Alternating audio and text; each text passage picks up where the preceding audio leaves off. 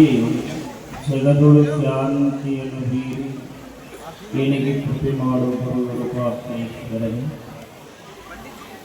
ಸಚ್ಚಿದಾನಂದ ಸ್ವರೂಪ ಗುರುಕಲ್ಮೇಶ್ವರರನ್ನ ಹೃದಯ ಮಂದಿರದಲ್ಲಿ ಸ್ಥಾಪಿಸಿಕೊಂಡು ಆಚಾರ್ಯ ಶಿವಕೋಟಿ ಅಲ್ಲಮಹಾಪ್ರಭುಗಳ ಪಿದಾವರಿಗಳಿಗೂ ಮಣಿಮಣಿದು ಶಾಂತಿಯ ಸಾಗರರು ಜ್ಞಾನದ ವಾರಧಿಯಾಗಲ್ಪಟ್ಟಂತಹ ವಿರೂಪಾಕ್ಷೇಶ್ವರ ಅಡಿದಾವರಿಗಳಿಗೂ ನತಮಸ್ತಕನಾಗಿ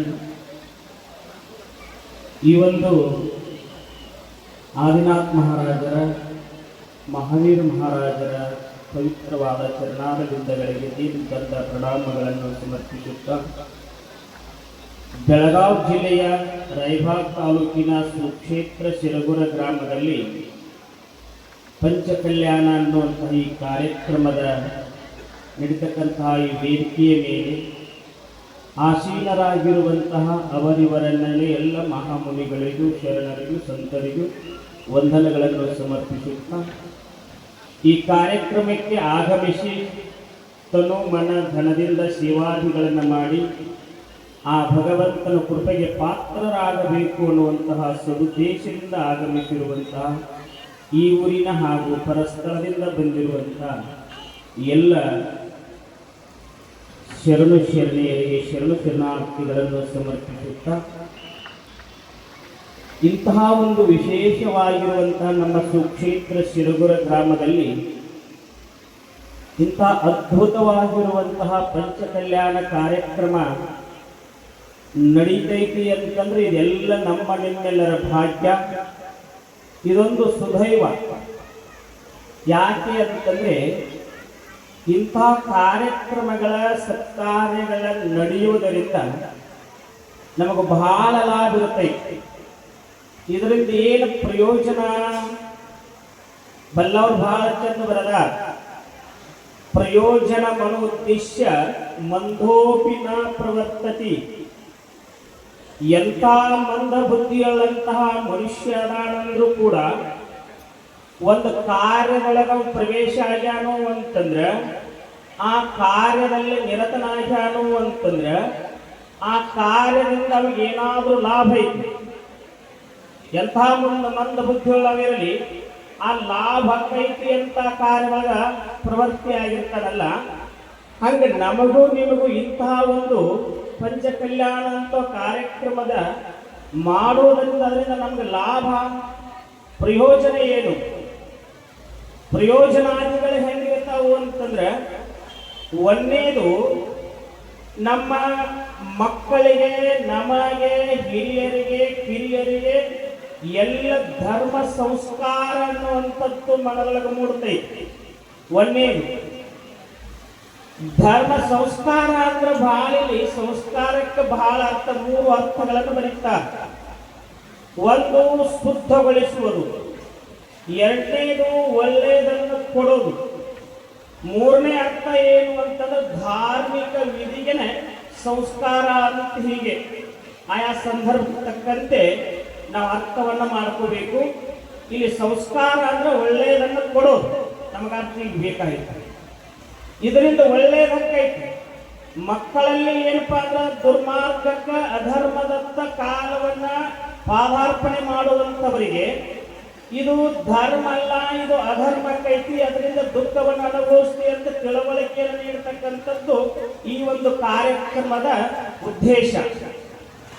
ಎರಡನೇದೇನು ಅಂತಂದ್ರೆ ನಮ್ಮೆಲ್ಲ ಜನಗಳಿಗೆ, ಊರಿಗೆ, ದೇಶಕ್ಕೆ, ಇಡೀ ವಿಶ್ವಕ್ಕೆ ಏನಪ್ಪಾ ಅಂದ್ರೆ ಶಾಂತಿ ಅನ್ನುವಂಥದ್ದು ದೊರೆಯಬೇಕು ಅಂತಂದ್ರೆ ಇಂಥ ಸತ್ಕಾರ್ಯಗಳನ್ನ ಮಾಡಿದಾಗಲೇ ಶಾಂತಿ ನೆಮ್ಮದಿ ಅನ್ನುವಂಥದ್ದು ಸಿಗತೈತೆ ಹೊರತಾಗಿ ಮತ್ಯಾವುದರಿಂದಲ್ಲ.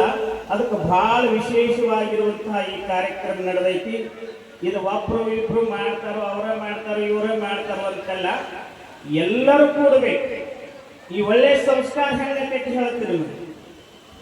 ಇನ್ನೂ ಕಾರ್ಯಕ್ರಮ ನಡೆಯುವ ಪ್ರಾರಂಭ ಮೊದಲ ಊರೊಳಗೆಲ್ಲ ಊರು ಸ್ವಚ್ಛತೆ, ಅದರ ಜೊತೆಗೆ ಊರಿನಲ್ಲಿರುವಂತಹ ಎಲ್ಲ ಮನೆ ಗೋಡೆಗಳ ಮೇಲೆ ಬಹಳ ಅದ್ಭುತವಾಗಿರುವಂತಹ ಮಹಾತ್ಮರ ವಾಣಿಗಳನ್ನ ಅಲ್ಲಿ ಉಲ್ಲೇಖವನ್ನು ಬರೆಯುವಂಥವರಾಗ್ಯಾರ.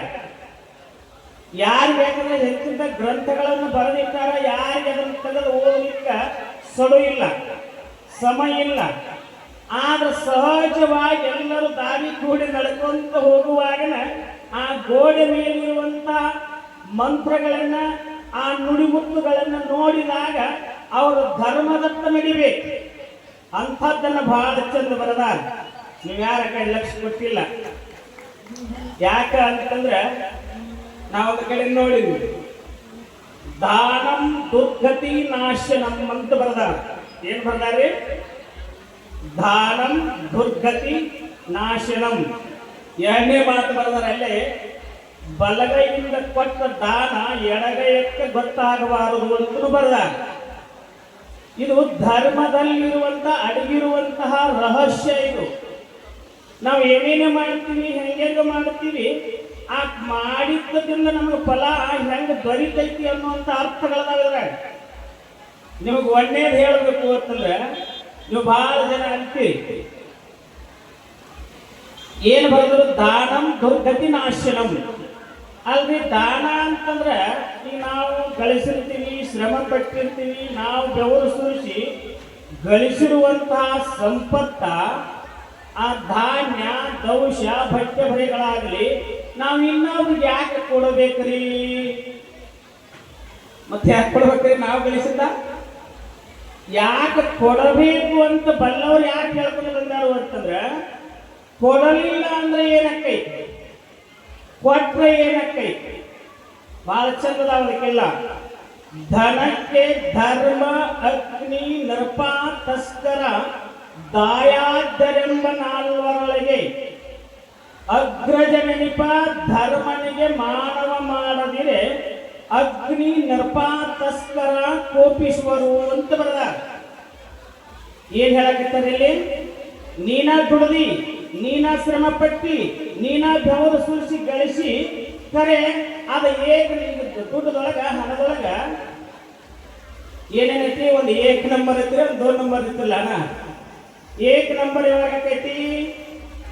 ನೀವು ಬಂದಂತ ಉತ್ಪನ್ನದಲ್ಲಿ ಗಳಿಸಿರುವಂತ ಹಣದಲ್ಲಿ ಸರ್ಕಾರಕ್ಕ ಏನಪ್ಪಾ ಅಂತಂದ್ರೆ ಈಗೇನು ಟ್ಯಾಕ್ಸ್ ಅಂತಿರ್ಲಿಲ್ಲ, ಟ್ಯಾಕ್ಸ್ ಕಟ್ರಿ ಅಂತಂದ್ರೆ ನೀವು ಎಲ್ಲಿ ಬೇಕಾದ್ರೆ ಆ ಹಣ ಯಾರು ಮುಟ್ಟಂಗಿಲ್ಲ, ಯಾರು ನಮ್ಮ ರೈಡ್ ಮಾಡಂಗಿಲ್ಲ, ಯಾರು ತಗೊಂಡು ಹೋಗಂಗಿಲ್ಲ.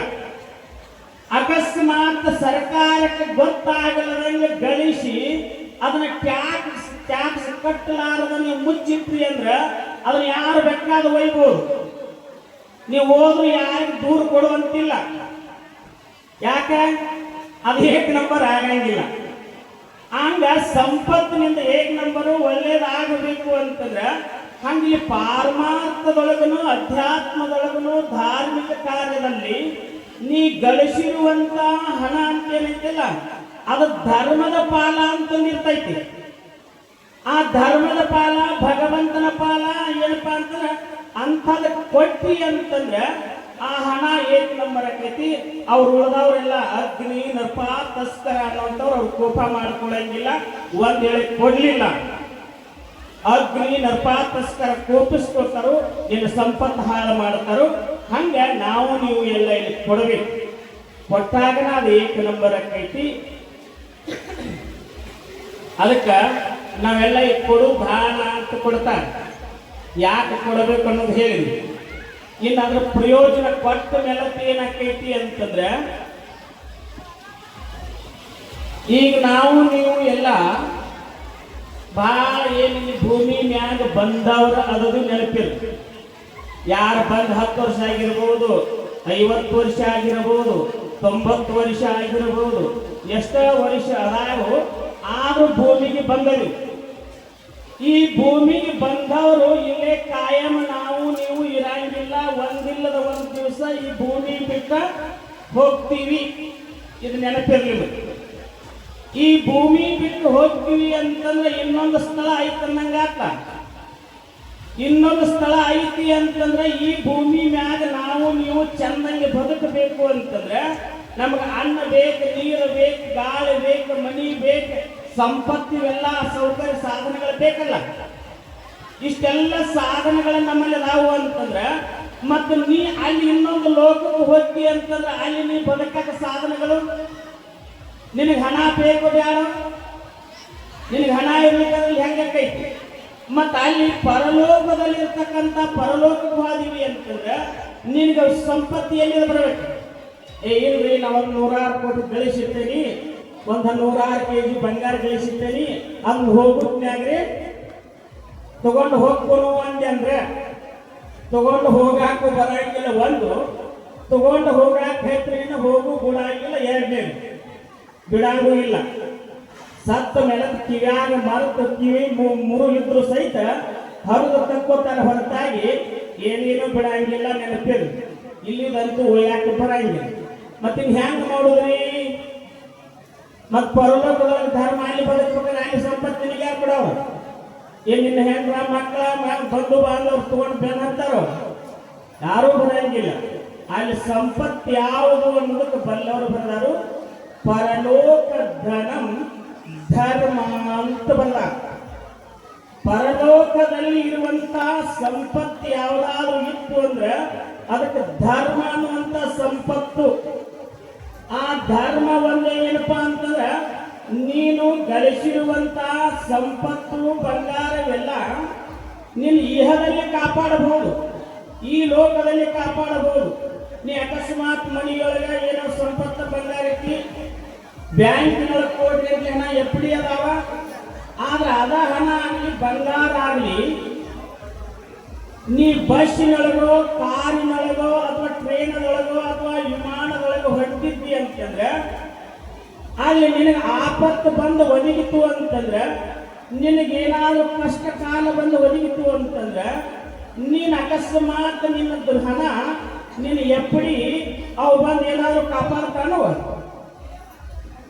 ಆದ್ರೆ ನೀನ ಧರ್ಮ ಅಂತ ಏನಾದ್ರು ಗಳಿಸಿದ್ದಿ ಅಂದ್ರೆ ಧರ್ಮವಂತನಾಗಿದ್ದಿ ಅಂತಂದ್ರೆ ನೀ ವಿಮಾನದಾಗನೇ ಇರು ರೈಲ್ವೆದೊಳಗನೇ ಇರು ಕಾರಿನೊಳಗನೇ ಇರು ಅಥವಾ ಎಲ್ಲೇ ಪರ್ವತದೊಳಗೆ ಇರು ಅದು ಎಲ್ಲಾ ಕಡೆಗೆ ಬಂದು ರಕ್ಷಣೆ ಮಾಡುವಂಥದ್ದು ಧರ್ಮ ಪುಣ್ಯ ಅನ್ನುವಂಥದ್ದು ರಕ್ಷಣೆ ಮಾಡ್ತೈತಿ ಅದಕ್ಕೆ ಧರ್ಮವನ್ನ ಗಳಿಸಬೇಕು ಆ ಪರಲೋಕ ಧನಂ ಏನಪ್ಪಾ ಅಂದ್ರೆ ಧರ್ಮ ಅಂತ ಕೈತಿ ಹಂಗಾದ್ರೆ ಧರ್ಮವನ್ನು ಗಳಿಸೋದು ಹೆಂಗ್ರಿ ಮತ್ತು ಧರ್ಮ ಹೆಂಗ ಗಳಿಕೆ ಆಗಕ್ಕೆ ಬೇಕಲ್ಲ ಅವತ್ತು ಧರ್ಮ ಹೆಂಗೆ ಗಳಿಕೆ ಆಗೈತಿ ಅಂತಂದ್ರೆ ಅದೇ ಯಾವ ಅಂಗಡಿಯಾಗ ಎಲ್ಲರೂ ಸಿಗ್ತೈತಿ ಅಂತಲ್ಲ ಈಗ ನಿಮಗೆ ಹೇಳ್ತೀನಿ ಈ ಲೋಕದೊಳಗಿನ ಹಣ ಆ ಲೋಕದೊಳಗೆ ನಡೆಯಂಗಿಲ್ಲ ಅಲ್ಲಿ ಹಣ ಬೇರೆ ಅಂತ ಹೇಳಿಲ್ಲ ಈಗ ನಿಮಗೆ ತಿಳಿಯುವಾಗ ಭಾರತ ದೇಶ ಅಂತ ಐತಿ ಅಮೇರಿಕಾ ಅಂತ ಐತಿ ಭಾಳ ಜಗತ್ತು ವಿಶ್ವಗಳು ಭಾಳ ಇರ್ತಂದ್ರೆ ರಾಷ್ಟ್ರಗಳು ಭಾಳ ಅದಾವ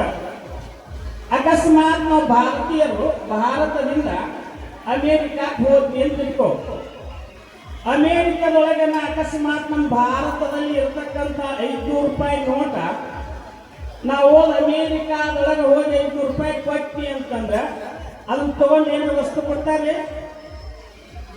ಯಾರು ಕೊಟ್ಟಾರೋ ಕೊಡಂಗಿಲ್ಲ ಯಾಕ ಭಾರತದಲ್ಲಿ ಇರುವಂತ ಹಣ ಅಮೇರಿಕಾದೊಳಗೆ ನಡೆಯಂಗಿಲ್ಲ ಅಲ್ಲಿ ಡಾಲರ್ ಅಂತಾರೆ ಆದ್ರೆ ನಾವು ಮತ್ತೆ ಹೆಂಗ್ ಮಾಡೋದು ಅಂತಂದ್ರೆ ಅದನ್ನ ವಿನಿಮಯ ಮಾಡ್ಕೊಳ್ಳೋದು ಅದಕ್ಕೆ ಅಂತ ಬ್ಯಾಂಕ್ಗಳದಾವ ನಮ್ಮ ಹಣವನ್ನು ಅಲ್ಲಿ ಕೊಡೋದು ನಾವೇನ್ ಮಾಡೋದು ಆ ಅಮೇರಿಕಾದ ಡಾಲರ್ಗಳನ್ನು ತಗೊಂಡು ಹೋದ್ವಿ ಅಂತಂದ್ರೆ ಹೆಂಗೆ ನಡೆದಿತ್ತು ನಿಮಗೆ ಯಾಕೆ ಉದಾಹರಣೆ ಹೇಳಕತ್ತೀನಿ ಅಂತಂದ್ರೆ ಬರೇ ಒಂದ ಭೂಮಿ ಮ್ಯಾಲಿನ ಇನ್ನೊಂದು ಈ ಒಂದು ಜಾಗದಾಗಿನ ಹಣ ಇನ್ನೊಂದು ಜಾಗದಾಗ ನಡೆಯಂಗಿಲ್ಲ ಮತ್ತೆ ಈ ಲೋಕವನ್ನು ಬಿಟ್ಟು ಇನ್ನೊಂದು ಲೋಕಕ್ಕೆ ಹೋಗ್ತೀವಿ ಅಂತಂದ್ರೆ ಇಲ್ಲಿ ಹಣ ಇಲ್ಲಿ ಬಂಗಾರ ಅಲ್ಲೇ ನಡೀತೈತಿ ಮತ್ತ ಅಲ್ಲಿ ಹಣನ ಬೇಕಾಗ್ತಂದ್ರ ಅದಕ್ಕ ಹೆಂಗ ಮಾಡೋದ್ರಿ ಅಂತಂದ್ರ ಅದಕ್ಕೆ ವಿನಿಮಯ ಮಾಡೋ ಬ್ಯಾಂಕ್ಗಳದಾವ ಅವು ಯಾವ ಬ್ಯಾಂಕ್ ಅಂತಂದ್ರ ಇವತ್ತೇನು ಪಂಚ ಕಲ್ಯಾಣ ಅಂತ ಏನ್ ನಡೆದೈತಲ್ಲ ಇದೊಂದು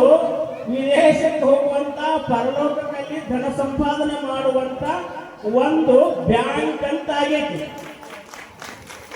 ಇದ್ರಾಗ ಯಾರು ಬೇಕಾದವರು ತಮ್ಮ ಧನವನ್ನ ಕೊಟ್ಟ ಪರಲೋಕದ ಧನವನ್ನು ಪಡ್ಕೊಳ್ಳಿಕ್ಕೆ ನಮ್ಮ ಸಿರುಗೂರದ ಎಲ್ಲ ಭಕ್ತಾದಿಗಳು ಈ ಪಂಚ ಕಲ್ಯಾಣ ಅನ್ನುವಂತ ಕಾರ್ಯಕ್ರಮವನ್ನು ಮಾಡಿದ್ದಾರೆ ಇದರ ಸದುಪಯೋಗವನ್ನ ನಾವೆಲ್ಲರೂ ಪಡ್ಕೋರಿ ಅಂತ ಹೇಳುತ್ತಾ ನನ್ನೆರಡು ವಾಕ್ಯಗಳನ್ನ ಸದ್ಗುರುಗಳ ಚರಣಾದಲ್ಲಿ ಅರ್ಪಿಸಿ ಎರಡು ವಾಕ್ಯ ವಿರಾಮ ಕೊಡ್ತಾ ಇದ್ದೀನಿ. ಓಂ ತತ್ಸತ್.